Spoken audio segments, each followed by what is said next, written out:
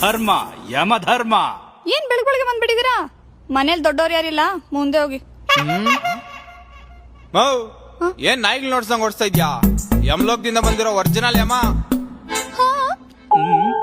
ಸರಿ ಸರಿ ಸರಿ, ಕಾಫಿ ಟೀ ಜ್ಯೂಸ್ ಏನ್ ತಗೊಳ್ತೀರಾ? ನಾವೇನ್ ಕಾಫಿ ಟೀ ಗಿರಾಕಿ ಅನ್ಕೊಂಡಿದೀಯಾ?